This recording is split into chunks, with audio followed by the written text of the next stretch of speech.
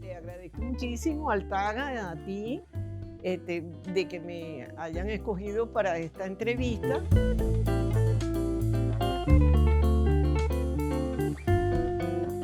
Mi relación con el TAGA ha sido desde los inicios de cuando yo empecé a estudiar grabado, inclusive un poco antes porque yo conocí a la nena.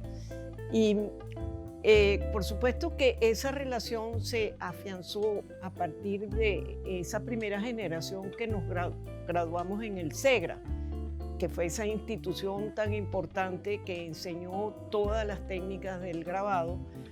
Y ese grupo que me tocó a mí, que fue la primera generación que hicimos, o la primera graduación, por supuesto nos daba clase los mejores profesores que habían en ese entonces para el grabado, para la litografía y serigrafía. Y esa relación con el TAGA se profundiza mucho porque comenzamos a tener digamos, un vínculo tanto intelectual como de producción.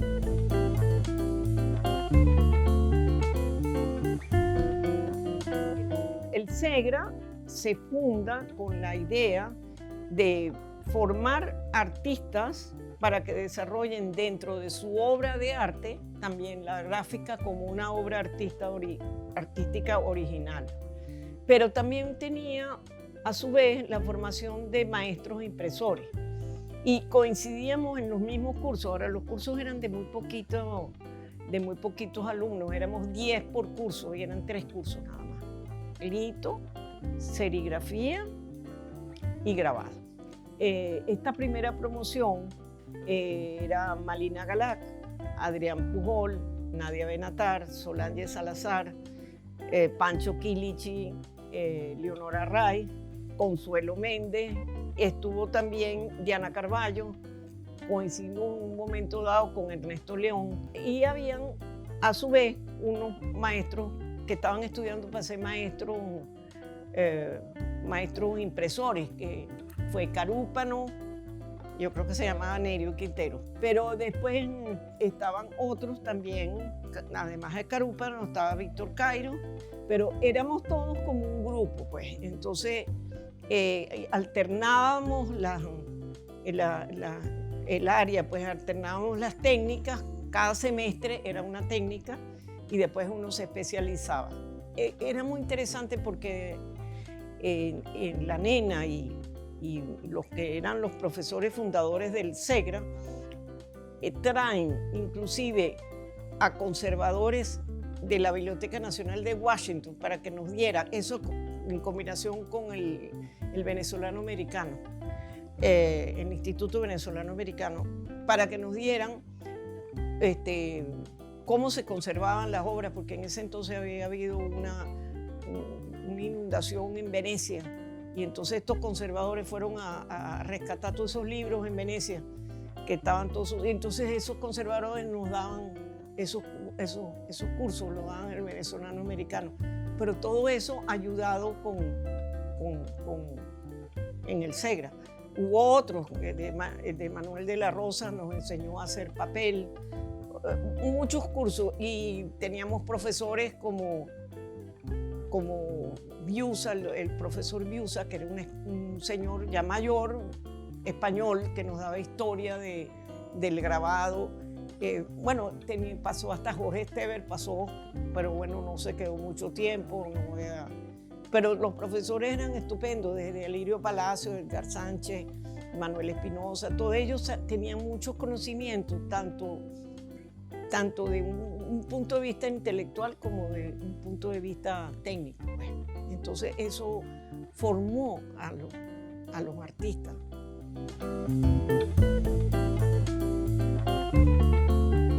Bueno, fíjate que esa idea del TAGA viene desde ese momento, porque ella tenía su taller, la nena, en su casa original, que es la Casa Grande de los Rosales. Artistas pasaban por la mano de ella en su propio taller. Y no solamente ella tenía allí reuniones con poetas, con Pablo Neruda, todas esas cantidades de Miguel. Todos ellos trabajan con ella y eso sale del taller. Yo llegué a estar en ese taller antes de que se formara el TAGA. Yo estuve bastante involucrada porque casi que llego a trabajar en el TAGA. Bueno, por circunstancias no terminé en el TAGA y seguí siendo artista. Pero fíjense que esa relación la tenía muy cercana.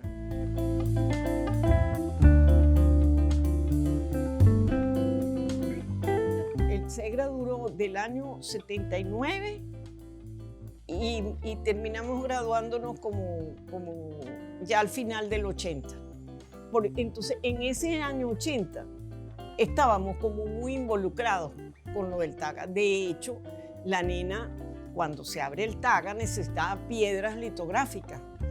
Y ella sabía que yo veía de vez en cuando a Jorge Redmond Schlager, pero la familia de él fueron los dueños de la litografía del comercio. Es una anécdota, pero simpaticísima, porque yo logro convencerlo de que me lleve a su casa en Los Chorros, bellísima la casa pegada del Parque Los Chorros, de ver las piedras litográficas. Cuando él me lleva a su casa, este señor Jorge Redmond, me lleva al jardín. El jardín es de esas casas antiguas que tienen árboles bellísimos. Me encuentro un cerro, pero ¿qué les digo yo? Un cerro como hasta el techo de esto, que estaban en el jardín lleno de monte que le había crecido, de las piedras tiradas ahí. Y a mí me iba dando algo. Entonces llamé inmediatamente a la nena, aquí esto es un cerro de piedra, ¿qué vamos a hacer con esto? Entonces después me pasa a su casa y él había hecho como una pared, creo yo, tengo la idea, con las mejores piedras que estaban incrustadas en una pared y en el piso y no sé, incrustadas. Diseñó la sala con las piedras. Entonces, por supuesto, tuvimos que buscar 2 camiones. Un camión fue al TAGA y el otro camión fue al SEGRA. Y ahí se repartieron todas esas piedras que eran como de este tamaño, más o menos. Ellas ya estaban, todas las piedras estaban con impresiones así como estas, ¿ves? Así que eran de propaganda, con etiquetas, con de lo que hacía de propaganda en aquella época. Habían escudos de familia, yo no sé, había una cantidad de cosas bellísimas, pero bellísimas. Y las piedras eran enormes. Y entonces eso se entregó tanto en el TAGA como en el SEGRA. Bueno, hoy en día que en el SEGRA se fueron partiendo y eso terminó en la UNEARTE hoy en día, en el Instituto Armando Reverón y después en la UNEARTE.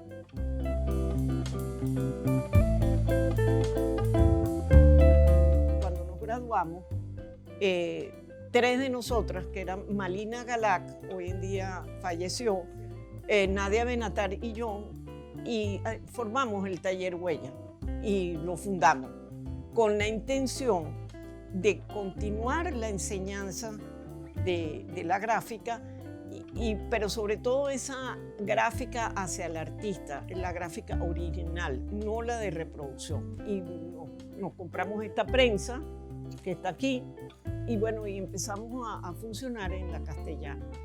Ahí, a los 2 años, Adrián Pujol, que se había graduado, se incorporó con nosotros. En el 80 nace el Taller Huella conjunto con el TAGA. Y esa relación se mantiene, porque nosotros estábamos en contacto, de hecho participábamos en las exposiciones que el TAGA formaba. De hecho, nos ganamos premios empezaron las miniaturas gráficas, empiezan del año 80 y yo creo que yo me gano el primer premio como en el 81, 82. Adrián Pujol se lo gana por ahí y el mismo TAGA como premio da cursos con este profesor Biusa, donde aprendemos cartonaje, que era un método que no se enseñaba en el SEGRA. Entonces, Eso, por supuesto, nos abrió la mente a nosotros y empezamos a buscar información en los Estados Unidos, que ya se hacía desde hace años, de los 70 se hacía el cartonaje. Entonces empezamos a investigar, Adrián Pujol investigó muchísimo el cartonaje, y yo también, Malina Galac también.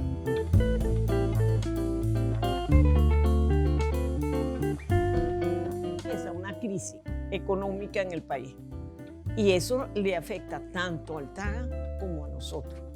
Esa crisis, tenemos nosotros que cerrar el taller, no podíamos pagar más ese alquiler.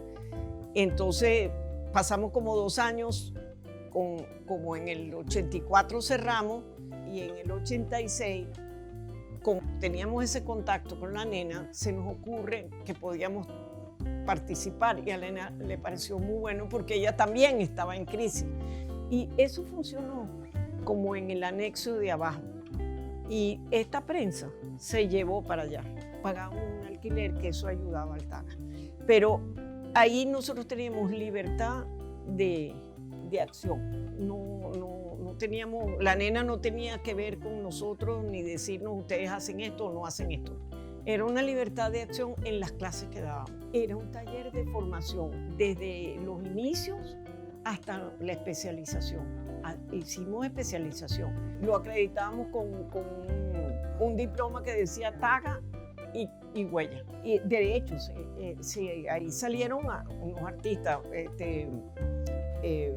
Francisco Martín, hoy en día hace unos grabados bellísimos, y trabajó mucho en el TAGA. Y salieron unos, Gustavo Sajac, hay uno que no terminó siendo grabador, sino es director de un museo en los Estados Unidos, que es Jorge Rivas. Tuvimos en ese grupo muchos artistas, Gloria Fiallo, y la nena de repente veía, cuando fuimos a entregar los trabajos de especialización, la nena participaba.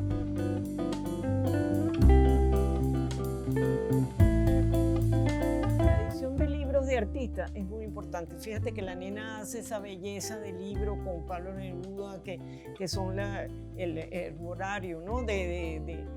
Uy, que eso es magnífico, que ella lo llega a exponer en la Sala Mendoza, yo me acuerdo haber ido y todo. La edición de libros de artistas, hay público para eso. Claro, hay que conservarlos muy bien. Fíjense que aquí está inclusive el logo del TAGA, y ahí dice que esta parte, que es texto, que hace John Lange de texto, está realizada en los talleres de Editorial Arte. O sea que esto no es Lito, es Editorial Arte. Porque en ese entonces Editorial Arte tenía un nexo muy grande con el TAGA y con los artistas. Esas cosas se han perdido hoy en día. Yo no sé si el Editorial Arte cerró, fueron 100 copias nada más. Me imagino que también el TAGA tuvo un beneficio de eso. La IBM los regaló. Esta cosa de imprimir para una compañía proporcionaba al TAGA beneficio.